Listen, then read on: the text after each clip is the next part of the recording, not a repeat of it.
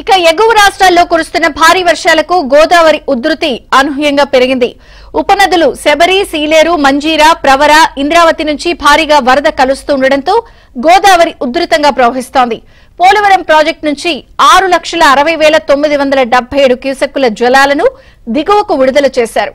Polavaram spillway ఎగువన 31, దిగువన 22.1, తెలంగాణలోని భద్రాచలం వద్ద 39.50 అడుగులకు గోదావరి నీటి మట్టం పెరిగింది. మరోవైపు పట్టిసీమ నుంచి 708 క్యూసెక్కుల జలాలను పోలవరం ప్రాజెక్టు కుడి కాలువకు విడుదల చేస్తున్నారు. గోదావరి నీటి మట్టం 14 మీటర్లకు పైగా చేరడంతో 2 పంపుల ద్వారా నీటిని విడుదల చేస్తున్నారు.